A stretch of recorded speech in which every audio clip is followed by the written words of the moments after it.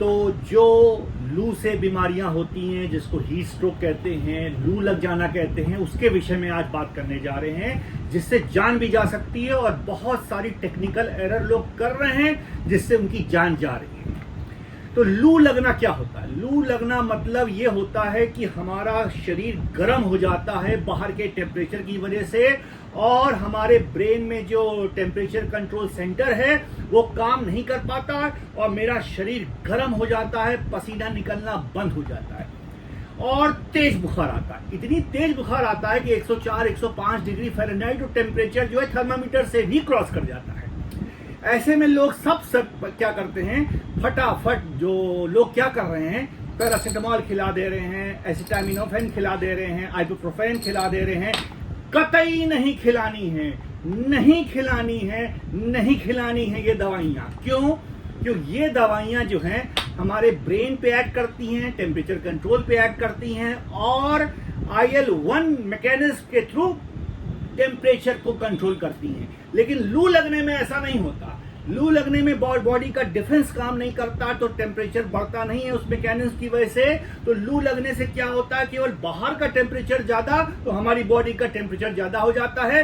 तो कतई ये दवाइयां काम नहीं करेंगी, बल्कि इनकी दवाई को खा के आपको रिएक्टिव हेपेटाइटिस हो जाएगी, उल्टियां आना शुरू हो जाएंगी। और यही हो रहा है। एक तो शरीर से पानी गायब है और ये दवाई खिला के आप लोग अपने मन से उल्टियां करवा दे रहे हैं और पानी लॉस हो जा रहा है और पेशेंट जो बीमार है और बीमार और मृत्यु को प्राप्त हो जा रहा है। तो करेंगे क्या?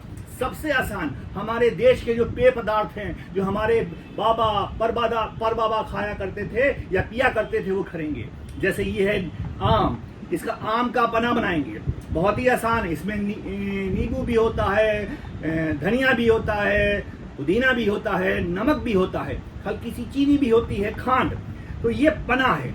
तो ये पना में क्या होता है, इलेक्ट्रोलाइट्स होते हैं, पानी होता है, तो हमारे शरीर को पानी मिल जाता है और हम सारे इलेक्ट्रोलाइट्स की पूर्ति कर देते हैं, जैसे सोडियम है, पोटेशियम है, मैग्नीशियम है, क्लोराइड है। और इन पदार्थ को पीने से साथ साथ एक दूसरा आदमी क्या करेगा, बॉडी की स्पंजिंग करेगा, ठंडे पानी से, बर्फ के पानी से टेम्परेचर को कम करने के लिए पंखे को तेज कर देगा। तेज पंखा होना चाहिए, कम से कम कपड़े होने चाहिए, 2 अंडरगारमेंट शुड बी देयर, और जिससे कि इवेपोरेशन तेज हो, पंखा तेज हो। ठंड लग रही है मरीज को, इससे मुझे कोई लेना देना नहीं है, क्योंकि मुझे टेम्परेचर घटाना है। खूब स्पंजिंग करेंगे, सर से लेके पैर तक 4-5 लोग लग जाएंगे तौलिया लेके, ठंडे पानी से, बर्फ के पानी से, और लगातार 40 मिनट का काम करेंगे। तेज पंखा चलेगा, खूब तेज इवेपोरेशन होगा, क्योंकि हम फिजिक्स में पढ़ते हैं जितना सरफेस एरिया ज्यादा होगा उतना इवेपोरेशन ज्यादा होगा, उतना टेम्परेचर लो होगा। तो ये काम करेंगे। तो पहला पना हो गया पदार्थ।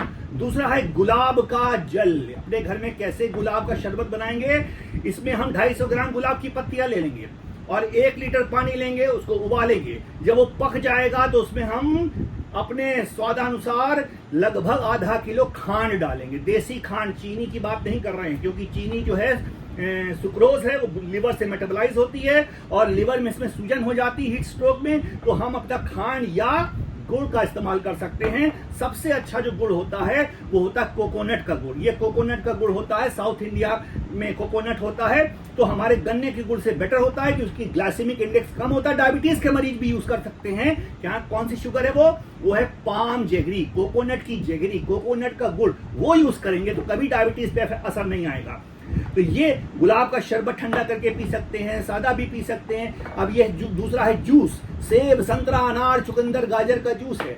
इसमें क्या क्या होता है, सारे विटामिन होते हैं, विटामिन ए, विटामिन सी और दुनिया भर के 1-2 फ्रैक्शंस जितने भी होते हैं इसमें होते हैं, फाइबर्स होते हैं। तो ये हमारे शरीर में जाके सारे इलेक्ट्रोलाइट्स को पूरा करता है, एंटीऑक्सीडेंट होता है। अगला पेय पदार्थ हमारे देश का है बेल का शरबत। ये एक्सीलेंट पदार्थ है, यहाँ तक कि ये मॉडर्न मेडिसिन में पाया जा रहा है। जो IBS के पेशेंट होते हैं, क्रॉन्स डिजीज, अल्सरेटिव कोलाइटिस, वो भी अगर ये पिएं तो फाइबर की वजह से इंटेस्टाइन रिलैक्स हो जाती है, उनमें फूलन खत्म हो जाती है, सूजन खत्म हो जाती है। और ये जो वुड एप्पल है, इसको कहते हैं अंग्रेजी में, ये गाढ़ा होने की वजह से आंतें फिर से चलने लगती हैं, इलेक्ट्रोलाइट बैलेंस हो जाता है, पानी की मात्रा पूरी हो जाती है, पेट साफ हो जाता है। और अगला पेय पदार्थ है कोकोनट का पानी। इसको हम नेचुरल खून भी कहते हैं। क्यों? क्योंकि जो हमारे खून का केमिकल होता है, प्लाज्मा का जो केमिकल होता है, वो इससे मिलता है। तो ये ईश्वर का खून है जो बाहर से हम पी सकते हैं, एक तरह से आप याद रखिए। इससे अच्छा कोई भी पेय पदार्थ नहीं हो सकता। जो हमारे देश में कोकोनट का वाटर साउथ में मिलता है, उसको पिएंगे। तो इसमें क्या होता है, सोडियम होता है, पोटेशियम की मात्रा ज्यादा होती है, मैग्नीशियम होता है। मैग्नीशियम जो है डायबिटीज को ठीक करता है, इंसुलिन की सेंसिटिविटी को ठीक करता है। डायबिटीज के पेशेंट भी ठीक पी सकते हैं। अब किडनी के पेशेंट्स में जो कम की किडनी के डिजीज वाले पेशेंट हैं, वो भी माइल्ड मॉडरेट सीआरएफ के पेशेंट पी सकते हैं। लेकिन बहुत ज्यादा किडनी खराब है तो ये नहीं पीना है, वो किसी पोटेशियम ज्यादा होता है, हाइपरकैलेमिया हो सकता है। तो ये जो है हमारे पाचन तंत्र के लिए, हमारे हार्ट के लिए, डायबिटीज के लिए एक्सीलेंट है। अगला पेय पदार्थ जो हमारा है वो है ये सादा पानी, जो आप लोग ले जाएंगे, अपने साथ ले जाते हैं।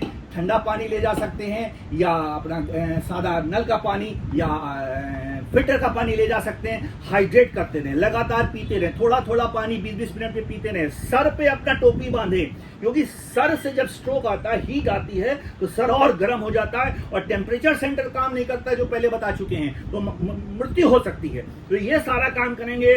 तो अंत में टेक होम मैसेज क्या है कि अपने हीट स्ट्रोक होते ही, तेज बुखार आते ही, उल्टी आते ही पैरास्टामोल नहीं देंगे, एस्टामिनोफेन नहीं देंगे, आइबुप्रोफेन नहीं देंगे, पेय पदार्थ देंगे, ठंडा करेंगे शरीर को, स्पंजिंग करेंगे ऊपर से नीचे तक, 3-4 लोग लग जाएंगे और आधे घंटे में मरीज ये सब पेय पदार्थ थोड़ा थोड़ा पीकर कुछ टाइम के इंटरवल पे ठीक हो जाएगा और अपने मरीज को और आप अपने को बचा सकते हैं इस हीट स्ट्रोक से और सदा स्वस्थ रह सकते हैं।